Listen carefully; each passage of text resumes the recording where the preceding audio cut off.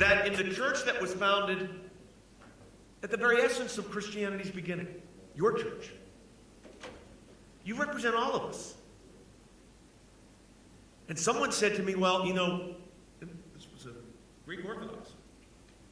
I said, he goes, I don't understand what the big deal is about keeping the patriarchate in Turkey, and I don't understand the big deal about how it's not, the government's changed, you move.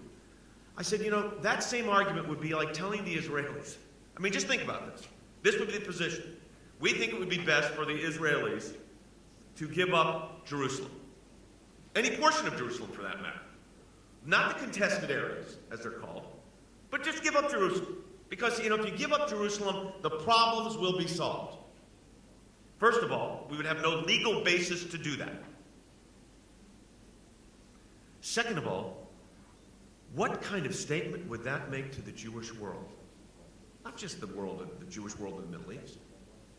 You would never expect that question or that proposition to be put forward. But by saying just give up, don't fight it, negotiate through it, you can't surrender. You don't have the right. Now this is, and I say this with due respect, Your Eminence, and to the members of the Parliament that are here, you don't have the right to surrender that property. You don't have the right.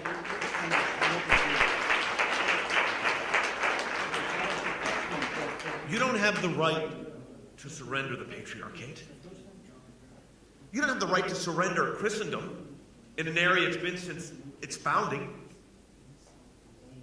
You know, governments tend to come and go. Certainly true in Turkey. It's true in every civilized society. Governments come and go. It seems though that, at least on based on the last, let's say, 2,000 years, religious institutions tend to survive and outlast the governments. That practice does not need to stop in Turkey. Now, in part, I think I heard some good things today. That there are, in fact, changes that have been positive. Progress in some areas. Those are good things. But the fact that we're still arguing 3 years after your last conference, or discussing 3 years after the last conference, the legal status of the personality of the patriarch is incomprehensible if you were to look at it strictly clinically. As a lawyer, in 3 years or 10 years, we've not been able to resolve this? Well, do I have any doubt that if the European Court of Human Rights, we had a respected judge from the European Court of Human Rights here today who I thought spoke eloquently and was excellent. This isn't a hard case. George, this would be an easy case. Yes. Okay? It's an easy case. But that doesn't mean, and there's always, you know, lawyers, there's always the next proposition.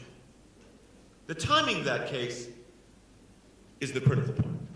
You know, I would hope that we get to the point where we don't have to have a case. That would be great.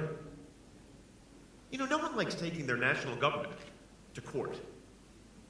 Fortunately, we have venues in which we can do it. But as I told you, I have been studying Disraeli. And I'm going to share some things with you that he said. It was in one of his famous novels. Before he was a prime minister, he was a novelist. Sometimes good, sometimes not so good. But he wrote one called Alroy. And it was a Messiah-like figure within Judaism, 12th century. And he is on this mission to regain the Holy Land for the Jewish people.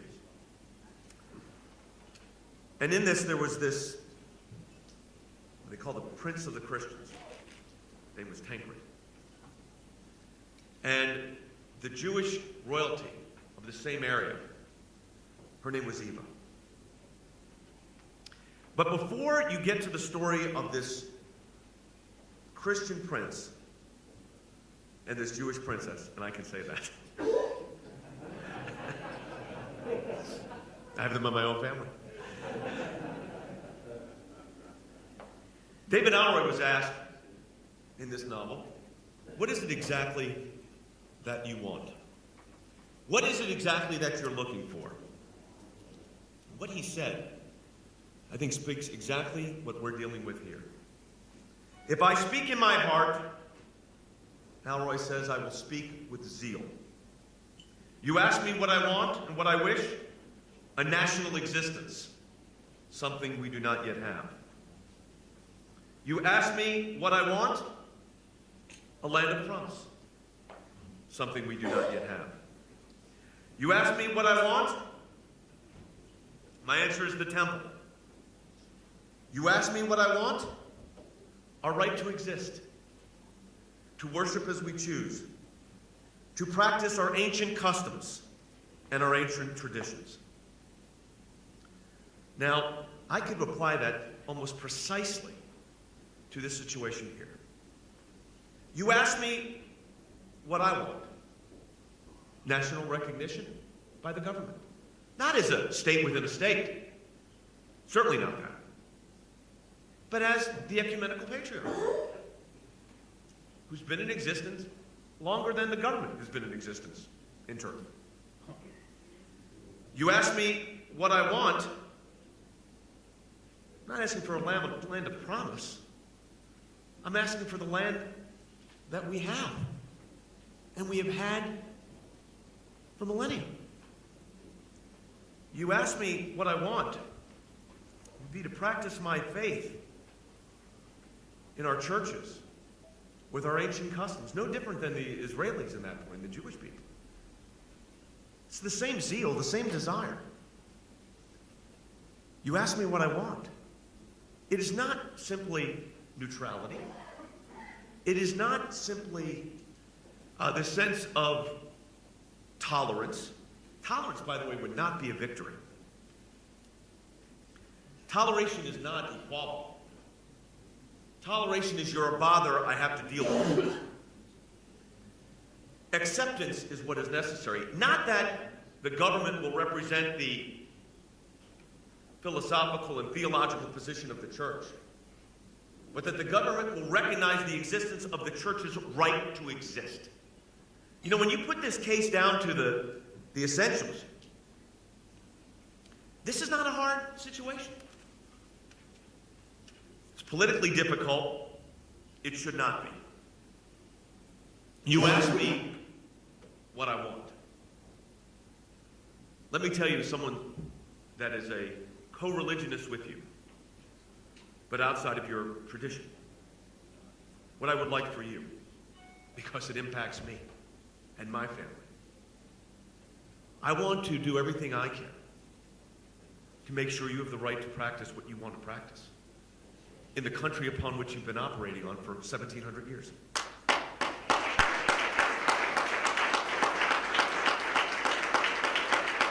No one is asking that the government of Turkey ignore its traditions and its history.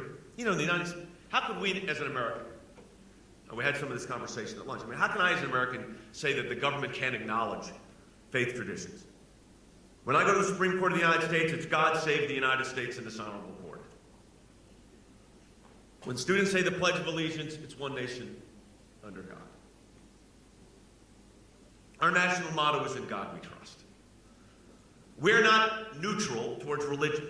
I mean, if we're honest, we're not neutral towards religion. We actually believe that religion, faith, makes culture better. Makes civil society more trustworthy. When the debate was going on in England at the time when Disraeli was prime minister, it was the big debate over evolution. And Disraeli acknowledged, he said, I'm not a scientist. But he said, if I have to choose between ape or angel, I choose the side of the angels. And I think there's some of that here, in the sense that humankind can be trusted to an extent, but human mechanisms, human institutions, without the divine, can be dangerous. You know that spark of divinity? I feel like I'm staring at your evidence while I'm saying this. So I understand where I'm coming from, and I know you do. We cannot ignore the divine. Whether it's in Halki, whether it's the Fnar, whether it is Jerusalem, which holds significance for the three great monastic, monotheistic religions of the world. A region in conflict, no doubt. When we had the negotiations at over the recognition of the Patriarch Theophilus, and Father Alex Palmer remembers this, we had representatives from the Orthodox Jewish community in the United States, representatives from the Orthodox Jewish community in Israel, the lawyers, Muslim lawyers that were there, Orthodox lawyers that were there, and me. I'm the arbitrator, the Jewish Christian. I'm the calm one. Can you imagine that? And the yelling and the screaming going back and forth, which in my culture, that's kind of normal. Someone asked me, goes, what do you think the big conflict is in here between all of this? I said, this isn't so hard to explain. These are my cousins. This is a family feud. But the thing is with our culture, and we share the same region of the world, you know, in Judaism, you can always solve the problem by ultimately deciding where are we going to eat. And it's getting late, I'm getting hungry, let's get something to eat. And that was a big part of the negotiations, if you remember, Father Alex, was the eating. And, you know, but that complicated situation resolved itself. And as Andy said, we were at the home of the then Prime Minister of Israel on Shabbat. And Andy and I came, I mean, we were dressed like lawyers. And Ehud Olmert opens the door in a pair of khakis and a black t-shirt. And he did say to me, right after we sat down, had a cup of coffee and some cookies. And he said, what do you want me to do? What should I do? And this conflict that Israel was finding with this situation was not that different in the political sense than what I think Turkey finds itself in. You know, we have to be cognizant of the fact that it's not an easy situation for governing authorities, and I'm glad we've had such great representation, by the way, from the members of the parliament, the legislature in Turkey that have been here from all the parties, because it was good for me to hear this, and I really appreciated your comments on this, because to understand this vibrant areas of disagreement within Turkey and within the government itself, as someone that comes from a constitutional republic, which is what, you know, people say the United States is a democracy. You know, we're really not. We're a constitutional republic, and that is different. Because in a pure democracy, it's generally majority rule. In the United States, it's not. We don't operate by governmental coalitions. Elections have consequences. But we've got two houses of our legislature. Even different than the British, which is where we based a lot of it from.